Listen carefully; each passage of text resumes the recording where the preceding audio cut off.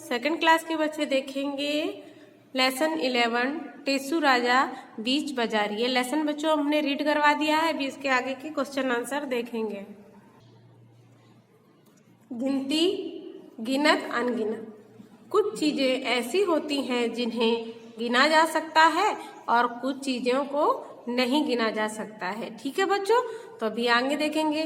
जिन चीजों को गिन सकती हो उनके आगे हाँ लिखो, जिन्हें नहीं गिन सकती हो उनके आगे नहीं लिखो। तो देखो, कम्बल के खाने आप गिन सकते हैं, तो हाँ गिन सकते हैं। कम्बल को आप बिछाएंगे और उसमें जितने खाने होंगे ना उनके खाने गिन लेंगे। अगर गिन सकते हो तो हाँ लिख दो, नहीं तो ना लिख दो। फिर देखो सिर के बाल, तो सिर के बाल आप गिन सकते हो तो नहीं, हम नहीं गिन सकते तो नहीं लिख देंगे। घर के लोग, यस हाँ लिखेंगे क्योंकि घर के लोग हम गिन सकते हैं ना। फिर चींटी के पैर, तो चींटी के पैर कौन गिन सकता है, तो नहीं, यहाँ नहीं लिखेंगे। कमीज के बटन, कमीज जानते हो ना, शर्ट के बटन, तो यस हाँ लिखेंगे यहाँ पर। फिर देखिए पेड़ के पत्ते, तो नहीं। आसमान के तारे, नहीं। कापी के पन्ने, तो हाँ कापी के पन्ने तो हम गिन सकते हैं तो लिखेंगे हाँ। अपने कपड़े, तो हाँ अपने कपड़े भी हम गिन सकते हैं। सारे कपड़े निकाल करके रखो और गिन सकते हो। स्कूल के बच्चे, तो स्कूल के बच्चे भी हम गिन सकते हैं। सारे बच्चों को खड़ा करके काउंटिंग कर सकते हैं, तो हाँ लिख सकते हैं कि हाँ हम गिन सकते हैं। फिर ये हमारा कंप्लीट हो गया। अभी नीचे आ जाइए, देखिए कवि बन जाओ तुम, मतलब क्या कविता गानी होती है, तो जो कविता गाता है वो कवि बन जाएगा। तो बोल रहे अभी कवि बन जाओ आप। अभी देखो, एक पेड़ पर कितने पत्ते, जितने गोपी के घर लत्ते, गोपी के घर लत्ते कितने, कलकत्ते में कुत्ते जितने। अब तुम कविता को आगे बढ़ाकर लिखने की कोशिश करो। तो बच्चों ये कविता आप आगे देखिए, लेसन में आगे बढ़ाइए और वो आगे बढ़ा करके आप कहाँ लिखेंगे, इन लाइनों में लिखेंगे। ओके, अभी देखिए तुम्हारा अंदाजा, ये पेज नंबर 65 है। तो देखिए 20,23,000 दाने वाला एक अनार। अभी इधर दिया गया है, क्या सचमुच अनार में इतने दाने होते हैं, अंदाजे से बताओ। अभी हम अंदाजा लगाएंगे, एक अनार में कितने दाने होते हैं, तो इतने तो नहीं होते हैं। 20,23,000 इतने तो नहीं होते हैं, लेकिन फिर भी हम अंदाजा लगा सकते हैं। जैसे कि पहला प्रश्न है, एक अनार में कितने दाने होते हैं, तो हम दाने का अंदाजा लगा दें कि अगर बड़ा अनार होगा तो 50, 100, 200 इतने अंदाजा आप लगा लीजिए। तो एक अनार में मैंने अंदाजा लगाया कि हम गिनने बैठेंगे तो 100 दाने कम से कम निकल आएंगे। फिर देखिए एक मटर में कितने दाने होंगे, तो अभी हम अंदाजा लगाएंगे कि एक मटर में 6 दाने होते हैं। ओके, फिर एक भुट्टे में कितने दाने, तो भुट्टे के आप अंदाजा लगा लीजिए।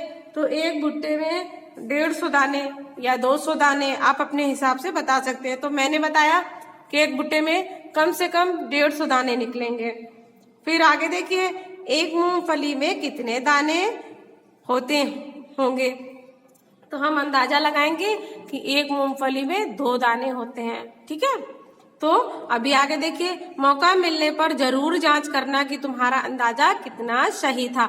अगर आपको कभी मौका मिलता है तो आपके यहाँ अनार भी आता है बच्चों, आपके यहाँ मटर भी आती है, आपके यहाँ भुट्टे भी आते हैं और आपके यहाँ मूंगफली भी आती है। तो आप इन चीजों को पहले अनार रखना और उसको पूरे एक अनार को छीलना, फिर उसके दाने गिनना, देखना आपका अंदाजा कितना सही है।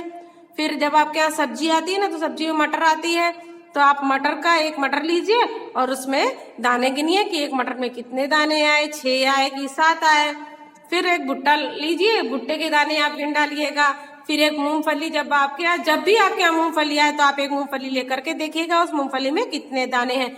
ये आप अंदाजा जरूर लगाइएगा और आप जरूर से जरूर बच्चों इस चीज को देखिएगा। ओके, अभी आगे देखिए, अभी देखिए हाट बाजार। टेसू राजा बाजार अनार लेने गए थे। प्रश्न है, टेसू राजा बाजार अनार लेने गए थे।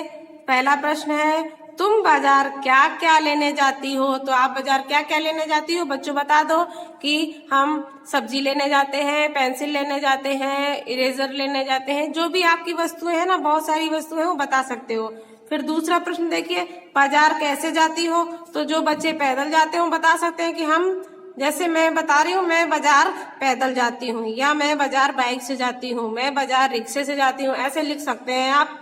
अभी देखिए, उस बाजार का क्या नाम है? तो हमारे यहाँ बाजार का क्या नाम है? बचाओ ही बोलते हैं ना, तो बचाओ बोल देंगे, या और कुछ नाम है तो और कुछ बोल देंगे। आपके पास जो भी बाजार हो उसका नाम बोल देंगे। अपने घर के पास के कुछ और बाजारों के नाम बताओ।